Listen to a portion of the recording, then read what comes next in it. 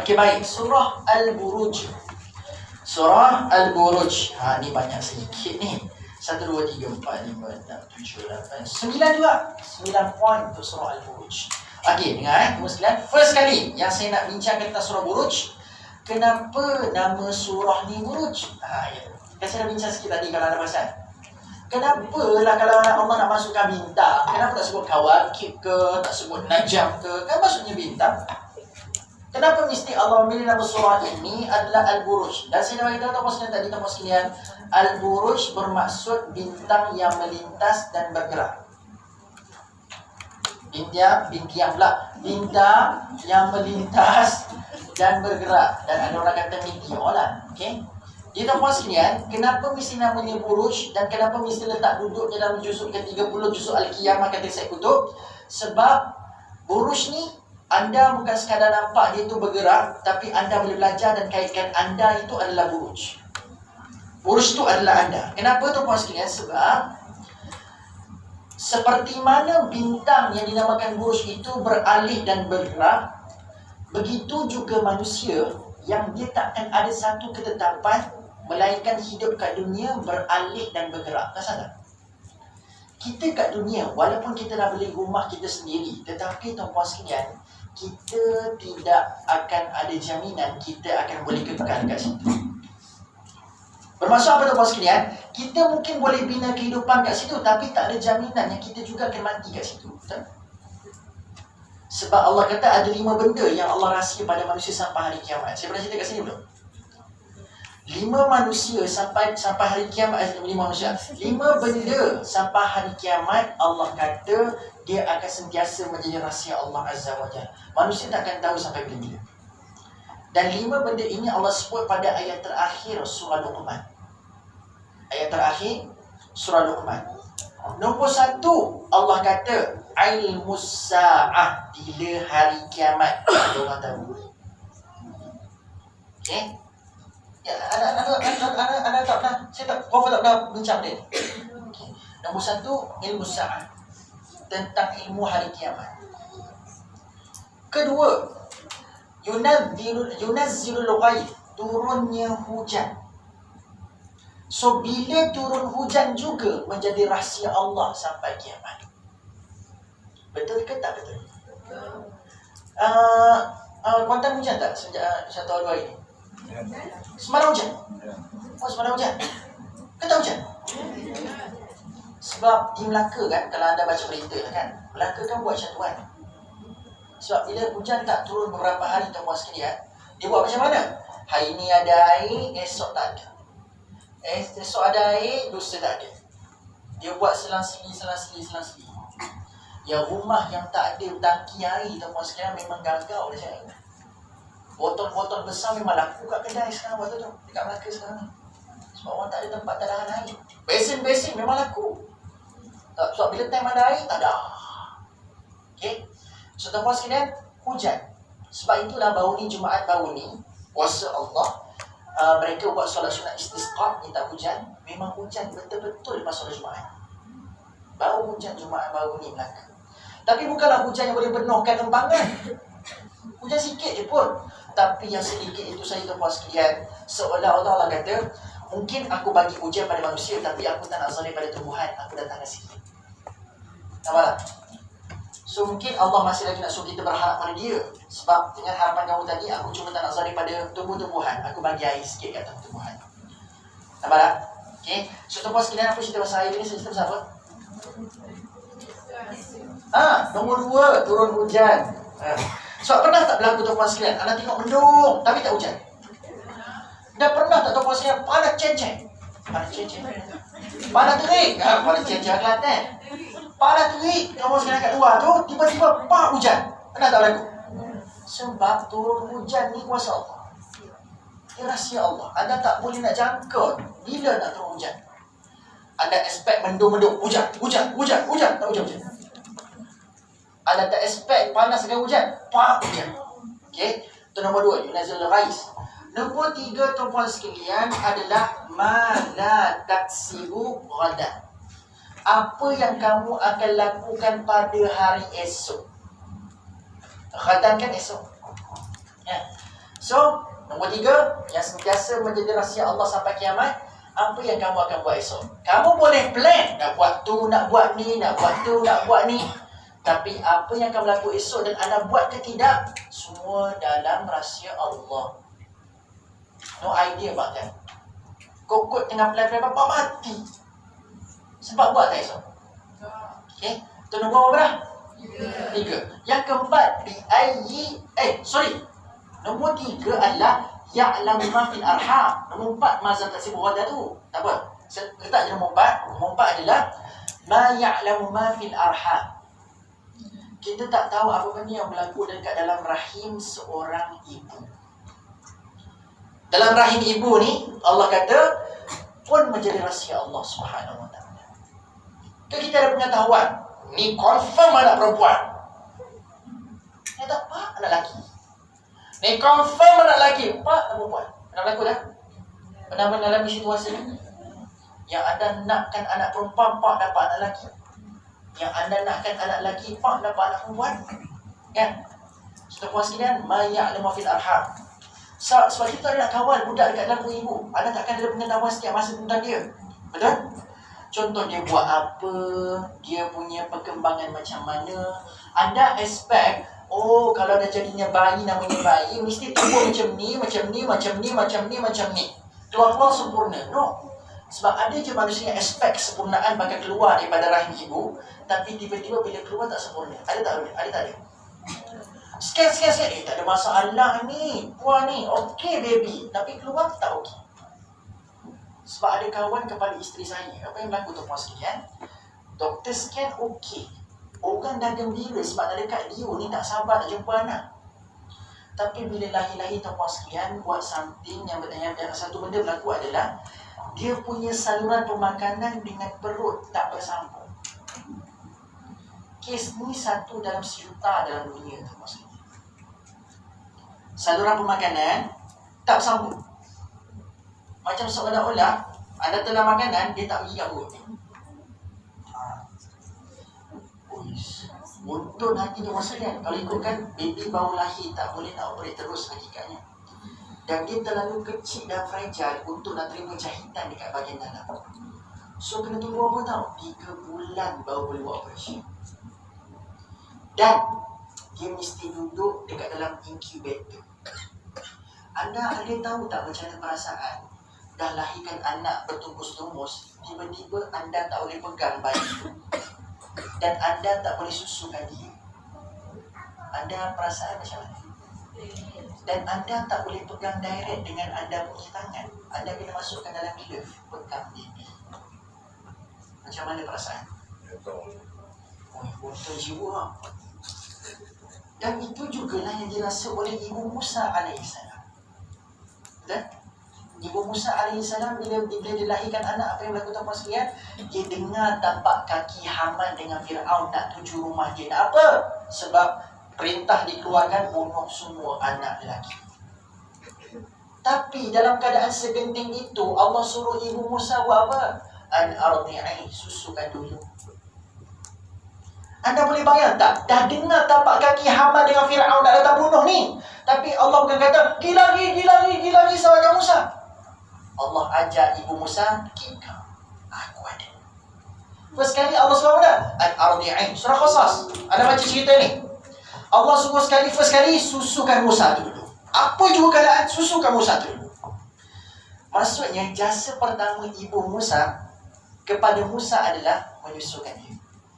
Dan anda jangan pelik, susukan itu sekecil-kecil usaha daripada Ibu Musa, rupa-rupanya adalah menjadi asbab jatuhnya Fir'aun satu hari nanti. Anda tahu tak? First kali Allah beri jaminan kat Ibu Musa, wahai Ibu Musa, kau jangan risau, aku akan kembalikan anak ini kepada kamu lepas ni. You don't worry. Orang baru lahirkan anak, tiba-tiba orang nak selamatkan budak ni, tiba-tiba Allah first kali susu. Lepas susu, waktu tengah rasa takut tu, Allah kata, letak dalam bakul, hanyut dalam sungai. Boleh buat? Allah bukan kata, bila kamu dah tenang, kamu tak takut, letak anak itu dalam bakul, hanyut dalam sungai. Allah sebut apa? Intukhfi, bila kamu tengah rasa takut, masa tu letak. Anda tak rasa pelik ke hadirat Allah kat sini? Patutnya tunggulah Ibu Musa tenang dulu, baru letak dekat dalam bako dan hanyutlah sungai ni. Tapi Allah kata apa dalam surah Qasas?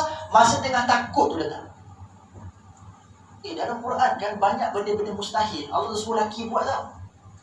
Allah siapa tau? Perempuan buat benda mustahil. Tengah takut letak anak dalam bakul hanyut. Tengah sakit contraction kena gegar pokok kurma sampai jatuh kurma. Kenapa kita sentiasa kenal wanita ni wanita yang lemah. Tapi benda-benda mustahil semua bagi kat wanita belakang. Saya rasa macam sebab hari ni kan hari wanita sedunia.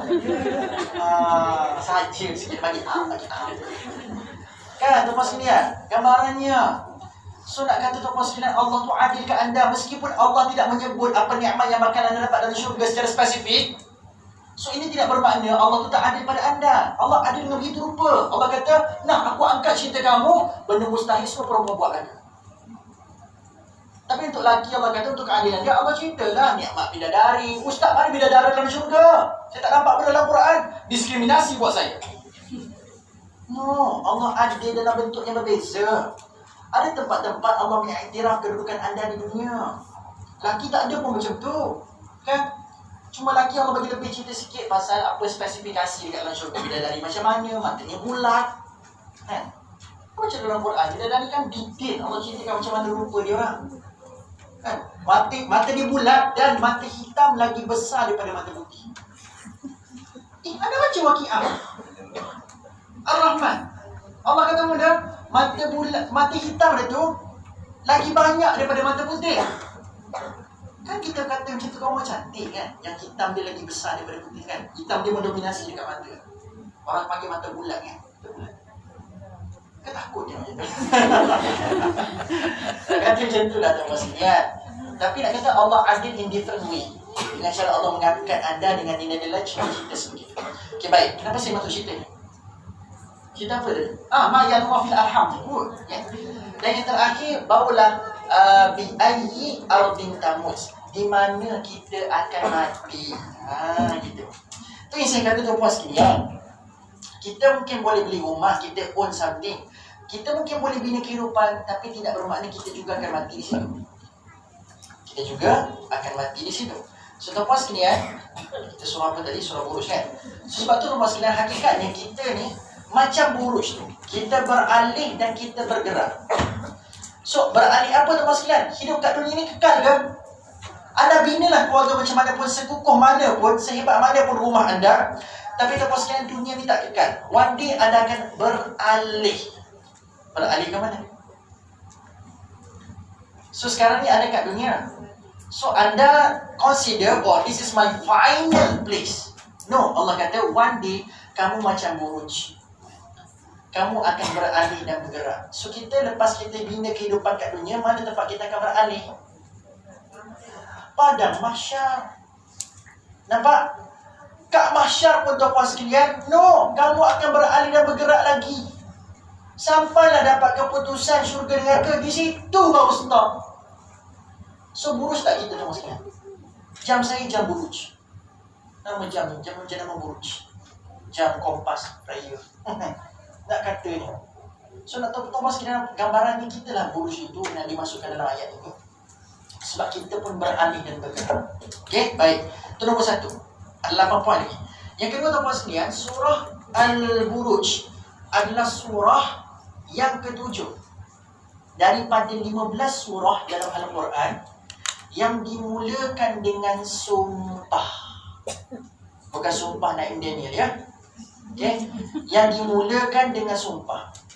So dalam Quran, saya dah beritahu kepada tuan-tuan sekalian, dalam Quran ada 15 surah yang dimulakan dengan sumpah.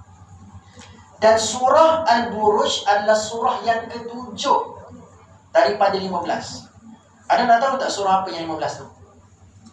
So at least anda tahu lah, oh surah ni dimulakan dengan sumpah. Nak tahu tak tu 15 surah tu? Okay, dengan pantas Nombor 1, surah As-Saffat. Was-Saffati Saffa. Yang ada wah kat depan tu kebanyakannya sumpah. Wah, dia bukan dan, dia demi, itu sumpah. Okay, wawul qasam, waw sumpah. Yang kedua tuan-puan sekalian, Ad-Dhariyat, surah kedua. Yang ketiga, surah At-Tur. Yang keempat, surah An-Najm. Ini semua surah-surah yang dimulakan dengan sumpah belaka. Bila saya sebut mula, ayat pertama tu sumpah. Okey. Yang keberapa? Keberapa? Dan keempat kan, An-Najm. Yang kelima, surah Al-Mursalat. Wal-Mursalat kan. Yang keenam, An-Nazi'at. Yang ketujuh, ni surah apa tadi saya kata yang ketujuh? Surah Buruj kan? Yang ketujuh. Yang ke-8, surah At-Tariq. Laju sangat ke? At-Tariq yang ke-8. 9, Al-Fajr. Wal-Fajr kan? Yang ke-10, Asy-Syams. Wasy-Syamsi wa-Duhaha.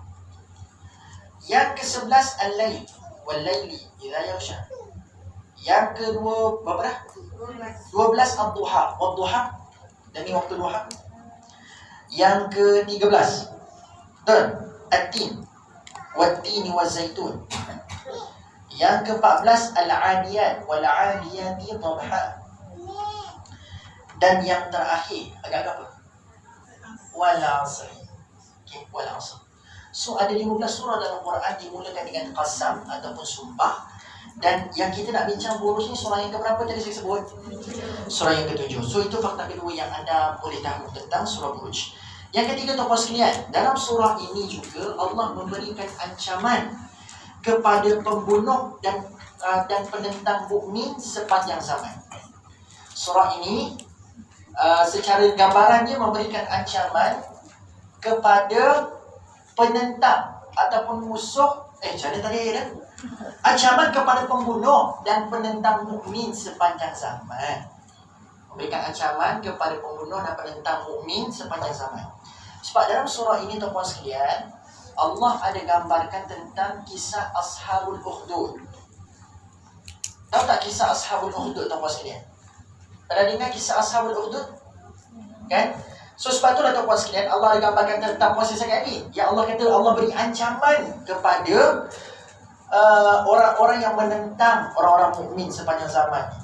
Sebab ada sejarah tuan-puan sekalian, bila mana ada orang mukmin mula beriman dengan tegar kepada Allah, ada pemimpin pada waktu itu telah membuat satu kawah besar. Ashabul Ukhdud ni sahabat-sahabat kawah. Sebab akhirnya orang-orang beriman pada waktu itu semua dihukum bunuh, dimasukkan dalam satu kuali yang sangat besar berisi satu air yang menggelegak. Mati dia orang kat dalam tu. Sebab semua diminta masuk dekat dalam tu sebab tidak mengikut agama daripada raja pada waktu itu. So Allah bagi tahu, mungkin kat dunia kamu boleh pilih untuk membunuh orang-orang yang beriman. Tapi bila kamu membunuh orang-orang beriman, bermaksud kau bermusuh dengan aku. Bila kau bermusuh dengan aku jamin tidak akan selamat kamu hidup kat dunia ni. Ada faham? Sebab itu tuan-puan sekalian, bermusuh dengan Allah bukan sekadar bermaksud anda declare perang dengan Allah. Tapi anda membunuh, anda melawan apa sahaja yang Allah suka, itu juga Allah boleh consider as enemy of Allah. Musuh kepada Allah. Okey, baik. So, poin nombor 3 memberikan ancaman. Seterusnya nombor 4. Di samping memberikan ancaman kepada yang menentang, Allah kata juga, poin nombor 4, dia adalah motivasi kepada orang beriman untuk terus beriman. Nampak tak? So, mungkin bila mana dah ada orang ramai tentang anda, mungkin anda akan down. Oh, saya tak nak lagi ikut cara ni sebab saya kena pukul, saya kena ni, saya kena tu, saya kena ejek. Tapi tuan-puan sekalian, di samping Allah bagi ancaman, tak apa biar dia ejek. Let me take over on it. Biar aku yang settlekan dia orang. Aku akan hancurkan dia orang. Tapi Allah kata, bila kamu dengar pasal kehancuran mereka, kalau mereka terus menentang kamu, jangan pula kamu dah dengar ancaman daripada mereka, kamu kata, saya nak still down lagi lah. No. Patutnya kamu termotivasi. Sebab anda punya usaha sedang dapat backup dari Allah. Anda faham tak? Kenapa feeling motivated? Sebab tadi anda rasa down sebab apa? Sebab nampak tak ada pengadilan untuk kami. Kami ni golongan tertindas. Tapi Allah kata, no. Diorang je tindas, tapi aku backup kau. Aku backup kau. Aku dekat belakang kamu, wahai orang-orang yang beriman. So, apa lagi perlindungan yang paling ampuh, melainkan kerana Allah sudah mengisytiharkan, Allah backup orang beriman. Nampak tak? So itu gambaran surah Al-Buruj. Satu, ancaman pada orang yang menentang. Yang kedua, motivasi untuk kita konsisten dalam jalan ni. Kan? So betul tak tuan sekalian? Ini berlaku tak? Bila kita tengah konsisten, nampak macam keadaan tidak berpihak pada kita. Contoh, ramai orang kutuk, ramai orang bash, orang kata kita macam-macam. Lalu kita pun apa biasa kita buat lepas orang cakap macam tu? Tak apalah, saya kembalilah balik pada jalan asal saya dulu. Anda give up. Anda jadi balik orang-orang yang tidak disukai Allah pada zaman dulu. Patutnya bila anda dah dengar ancaman pada diorang yang menentang tu, anda feeling motivated untuk still dekat tempat yang anda sedang berubah. Jadi orang beriman. Sebab tu dia dua side, ancaman dan juga motivasi. Ancaman tu siapa? Penentang. Motivasi tu siapa? Yang tengah beriman tadi. Okey, lagi. Seterusnya, surah sebelum surah ini, surah apa sebelum surah Buruj? Surah apa tadi? Surah Insyiqaq ada cerita tentang kedudukan orang yang beriman dan beramal saleh. Hisab yasirah, ingat lagi. So surah sebelum tadi ada cerita pasal kedudukan orang yang beriman dan beramal saleh. Dan surah ini pula bagi tahu nak dapat martabat hisab yasirah, antara caranya adalah kamu yang beriman pasti akan kena uji. Maksudnya Allah bagi tahu, yes, beriman tanda aku suka kepada kamu. Aku suka orang beriman. Tetapi ini tidak bermakna kamu akan hidup kat dunia tanpa ada sebarang ujian. So Allah bagi tahu surah sebelum ni, inilah martabat untuk orang yang beriman. Dia akan bergembira, dia akan dapat buku amalan dengan keadaan yang terhormat. Tetapi nak dapat benda yang mahal ni, cagarannya bukan anda akan hidup macam kapet merah kat muka bumi ni. Pastinya akan ada ujian. Dan lebih menyeramkan lagi tuan-tuan sekalian, bukan seramkanlah. Yang lebih kita kena, macam mana kata, yang lebih apa?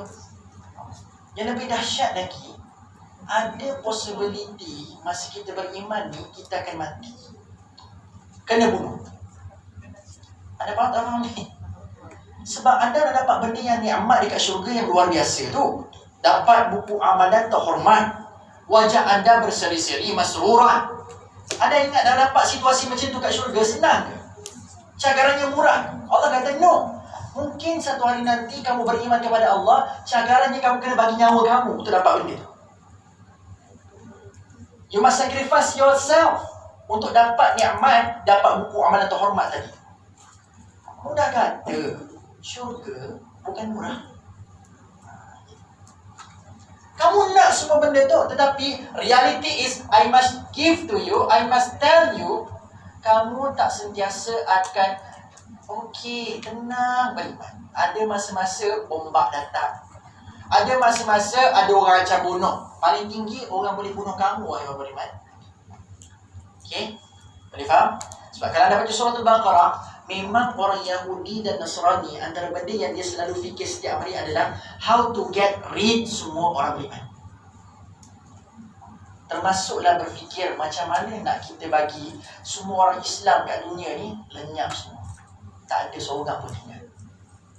So bermaksud tuan-tuan sekalian, kalau itulah cita-cita mereka, anda ada possibility tak dalam target mereka untuk dibunuh sekarang?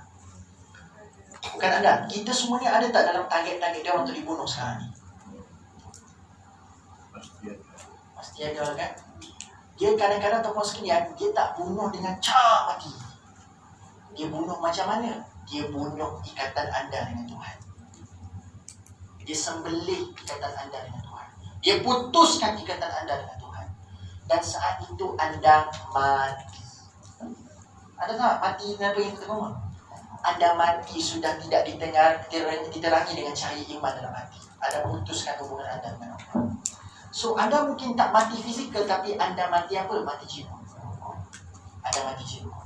So hati-hati dengan serangan dia orang tuan-tuan sekalian. Dia boleh bunuh anda bila-bila masa sahaja. Okay? Tuan-tuan sekalian, boleh So takut ke? Takut saya dengan ayat ni. Orang nak bunuh saya kan? Allah kata, mudah kata, kaitan surah-surah selepas tu adalah syurga ni tak murah. That's my point. At one peak, we must sacrifice our life untuk dapatkan syurga yang luar biasa itu tadi. Boleh faham setakat ni? Okay, baik. Sikit lagi, nak habis surah Al-Buruj. Kejap duduk, kejap diri, kejap duduk, kejap diri. Persudahannya. Saya duduk kan. Okay, baik, sambung. Seterusnya, Allah sebut dalam surah Al-Buruj ni, Allah nak datangkan satu pendapat yang neutral. Sebab ada orang boleh berfikir, Ustaz, yang baik-baik ni Anbiya boleh lah para Nabi nak jadi baik. Ya, orang kan dipilih oleh Allah. Kamu ini lame, orang biasa. Kan? Kadang-kadang kita fikir kan, Ustaz, Nabi boleh lah sami'na wa ata'na, tapi kami ni orang biasa. So Allah kata, oh, kamu nak tengok orang biasa yang beriman? Ni cerita dia. Ashabul Ukhdud bukan Nabi. Dia boleh istiqamah je beriman. Kalau kamu nak kata zaman Nabi dulu dia boleh istiqamah beriman sebab dia Nabi, okay, let me show you some stories yang dia bukan Nabi tapi dia istiqamah beriman pada aku. Okay, apa alasan lagi? So, kamu bagi alasan, dia Nabi, bolehlah. No, Allah kata, this story is not Anbiya, bukan Nabi. So, apa lagi alasan kamu nak kekal beriman? Sebab ada je orang yang bukan Nabi boleh kekal berimannya. Ashabul Kahfi Nabi ke? Dia beriman tak? So, tuan-tuan sekalian, bukan status Nabi ataupun tidak menjamin istiqamah kita dengan iman. It's depend on you. Oh, gitu. Macam nak pilih kerja, it's depend on you. It's not depend on status siapa kita. Saya ni ustaz bukan fakulti pengajian Islam. No, ada engineer yang mati beriman kerana Allah, mati syahid lagi. Saya ni ustaz tak sempat ajar usrah-usrah kat universiti. Ada orang tak sempat ajar usrah, 5 hari mati, masuk syurga dah. Betul tak? Laki hujung kota, ada yang ada beriman 10 tahun ke? Sehari je beriman. Allah bagi tahu, qila dakhulil jannah, masuk kamu dalam syurga. Saya ni bagus tak bukan Islam. Ada je orang bukan Islam, mati-mati syurga dah. So, apa lagi alasan kita nak bagi kita maksudnya? Alasan kita bukan status. Alasan tu banyak terletak pada apa tahu? Kita sendiri yang bermasalah pada ini. Bukan sekeliling. Kita dia yang heret sekeliling tu untuk kita beralasan untuk tidak beriman dengan konsisten pada Allah. Setuju? So, kita sebenarnya bukan masalah sekeliling. Kita jaga kita. Okay, baik. Boleh? Dah poin berapa dah tu? Poin nombor? Poin nombor 7. Yes, betul. Tuan-tuan sekalian, Allah sebut juga yang seterusnya, bukan sekadar ada kisah Ashabul Ukhdud, Allah ada cerita pasal apa? Kisah Fir'aun dan Samud. Jumpa tak? Fir'aun wa Samud dalam surah Buruj. So, ada 2 cerita lah dalam cerita ni. Ada Ashabul Ukhdud, ada cerita pasal Fir'aun dengan Samud dalam surah Al-Buruj. Jumpa tak jumpa? Ayat berapa tu? Ayat 17 kan? Fir'aun wa Samud. Baik. Kenapa Allah datangkan cerita Fir'aun dan Samud selepas kita cerita pasal istiqamah dekat dalam iman? Kenapa mesti Allah previewkan first kali ni lepas tu cerita pasal orang-orang yang beriman kena konsisten, aku bagi motivasi dan aku dah bagi ancaman kat dia orang. Kenapa mesti masuk lepas tu cerita pasal Fir'aun dan Samud? Sebab apa? Kenapa mesti 2 kelompok ini dipilih untuk diceritakan dalam surah ini? Sebab Fir'aun, tuan-tuan sekalian, dan Samud adalah 2 kaum yang sangat kuat dari sudut militeri dan kekuatan ketenteraan. Maksudnya, kadang-kadang ada setengah-setengah orang dia ada ragu-ragu dalam nak konsisten beriman. Sebab apa tahu? Ustaz, saya tengok yang lawan kita ni lagi kuat daripada kita. Lawan kita ni lagi banyak follower daripada kita. Kita ni cenomit je.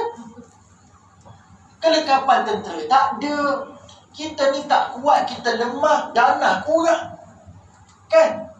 Jadi, adakah jalan yang saya pilih ni memang macam ni? Saya kena rasa susah. Saya sentiasa rasa terancam. Ini ke jalan yang betul, ya Allah?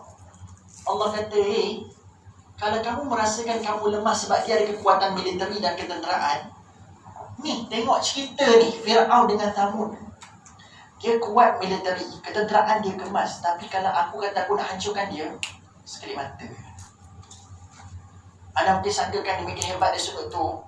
Tapi Allah kata, orang yang ada kekuatan militeri dan kekuatan harta benda dan ketenteraan, Allah kalau dah takdirkan nak hancurkan dia orang, Allah tak perlu tengok kepada itu semua. Allah akan di mata Allah ni, semua tu lemah, Allah boleh sekelip mata hancurkan dia. So, kalau anda nampak tentera musuh kuat, kalau kita beriman, anda kena yakin Allah lagi kuat. Siapa backup anda tadi tu puan sekalian? Still remember? So kalau anda beriman, siapa backup anda dekat belakang tu? Allah. Sebab kalau anda fikir pasal anda nak lawan diorang, anda salah. Allah ajar kita, bila anda beriman dan mereka lebih kuat, Allah ajar kita, jangan fikir anda lawan dia, tapi fikir Allah akan lawan dia. So bila anda fikir Allah lawan dia, Allah lemah ke daripada mereka? No. So anda di pihak yang kuat, bukan anda di pihak yang lemah sekarang. Clear? So setiap cerita yang Allah bangkitkan dalam surah Buruj bukan sia-sia. Ada pengajaran yang Allah nak suruh kita tengok dengan proof dan bukti yang jelas, supaya kita tidak ragu lagi. Betul ke Allah nak backup ni? Ya ke Allah nak backup ni? Ya. Fir'aun hancur tak dia? Betul ke Ustaz? Ustaz cakap je sajanya, so saya ni beriman, saja je cakap macam tu kan, sedangkan saya kan Allah backup saya kan? Bukan. Sejarah membuktikan orang yang sedikit menang terhadap golongan ramai. Betul? Golongan yang lemah menang terhadap golongan yang kuat. Ada tak dalam Quran Allah cerita semua benda tu? Badar. 313 lawan 1000. Siapa menang? Ikut logik siapa menang? 1000 ke 313? Tapi siapa menang sekarang ni? 313 kan? Nak kata kam min fi'atin qalilatin ghalabat katsira. Banyak keadaan Allah menceritakan golongan sedikit menang terhadap golongan yang ramai. So adakah masih lagi anda ragu dengan jalan yang anda pilih? Yang mungkin jalan tu nampak macam tak berapa nak meriah. Jalan tu nampak macam anda ni sedikit je, tak ramai follower kat sini. Yang belah sana tu lagi apa follower. Tapi tak sekalian, no, kebenaran tak diukur dengan follower yang ramai. Tapi kebenaran diukur dengan kalau Allah menetapkan this is the truth, kita pegang. Tapi kita tidak tahu sekalian kat Malaysia hari ni kan, yang benar tu diukur dengan apa tau? Dia tu ramai followers tak? Itulah tu yang benar tu. Oh, tak semua yang ramai itu betul dan tak semua yang sikit tu salah. Cuba dah tengok dalam Quran. Orang beriman Allah sebut mereka ramai ke sikit? Ashabul Kahfi berapa orang? Berapa orang? Ashabul Kahfi 7 je. Dan dia pun kata ma ya'lamuhum illa qalil. Kami ni sikit je. Tak ada pula kita kata Ashabul Kahfi itu salah. Betul? Yang beriman kepada Nabi Nuh alaihissalam 60. Tu pun campur haiwan, campur pokok kan? Betul tak? Tapi tak ada pula kita kata Nabi Nuh tu salah. Kita kata dia buat yang benar. Kalau nak ikutkan, ramai lagi yang ikut pemimpin pada waktu tu, Al-Malak pada waktu tu. Tapi tak pula kita kata Al-Malak betul, Nabi Nuh salah. Sebab dalam Quran sentiasa Allah mendatangkan orang-orang beriman ni, jumlah mereka ramai ke sedikit? Sedikit cuma. Sangat sedikit, tuan sekalian. So, perlu sedang lagi tak? Sebab tuan sekalian, meskipun anda sedikit, belakang anda siapa? Belakang anda siapa? So, tidak lagi jadi isu bilangan. Sebab bila belakang anda Allah, anda akan jadi lebih ramai daripada mereka. Anda akan jadi lebih kuat daripada mereka. Hakikatnya macam itu. Sebab Allah dah bagi jaminan, I will take over them. Kamu jangan bimbang pasal dia orang. I take over. Aku kamu. Boleh faham? Anda jangan nampak benda ni teori yang anda rasa macam untuk sedap hati je ni. No, the proof is there. Proof dah ada. So jangan kata ustaz nak sedap hati saya je. No, dah ada proof. Contoh Fir'aun dengan sama. Lagi, tuan-tuan sekalian, yang second last ke? Sekejap Yes, last. Dan surah ini ditutup dengan apa tuan-tuan sekalian? Cuba nak tengok. Pasal apa? Al-Quranul Majid, betul? Bal huwa Quranul Majid fi lauhim mahfuz. Betul tak? Ayat baca tu. Penutup surah ini cerita pasal Al-Quran. Perasan tak? Macam sama dengan penutup surah sebelum ini. Surah sebelum ni is talking about Quran tu. Dan surah ini juga cerita juga pasal Quran. Penutup dia. Tuan-tuan sekalian, ada perasan tak? Kebinasaan Allah cerita pasal bagaimana orang beriman tu kena konsisten untuk melawan golongan-golongan yang dikatakan ramai, kan? So tuan-tuan sekalian, lepas tu Allah bagi tahu pasal Quran. Kenapa? Sebab tuan-tuan sekalian, again, Quran ini menawarkan satu petunjuk. Yang kedua, menawarkan keselamatan. Kenapa? Petunjuk untuk kita kekal konsisten. Keselamatan daripada apa? Keselamatan daripada pihak-pihak musuh yang dikatakan lebih kuat dan ramai tadi itu. As long as anda berpegang pada petunjuk yang Quran tawarkan, di situlah keselamatan yang Allah akan berikan kepada anda. Di ibarat macam ni lah. Bila anda baca Quran, anda ibarat macam dapat bernaung di bawah payung Allah. Dan bila anda di bawah payung Allah, tuan-tuan sekalian, nothing will affect you, nothing will harm you unless Allah permit it to happen. Kenapa boyo sangat BI ni? Bila kita belajar pada Quran dan kita ambil petunjuk tu, maka seolah-olah kita sedang berada di bawah payung Allah. So tidak akan berlaku sebarang ancaman melainkan kerana Allah benarkan ianya berlaku kepada kita. Maksudnya mudah, semua dengan izin Allah. You faham tak? Again, mesej yang sama berulang pada surah Buruj. Quran menawarkan dua perkara, petunjuk dan keselamatan. Wallahu ta'ala alam. So stop being give an excuse, kata dia Nabi, saya ni orang biasa je Ustaz. No, ada je orang biasa dalam Quran yang dimuliakan Allah sebab nilai konsistensinya, nilai istiqamahnya dalam beramal dan beriman kepada Allah. Okay, boleh? Jelas surah Buruj?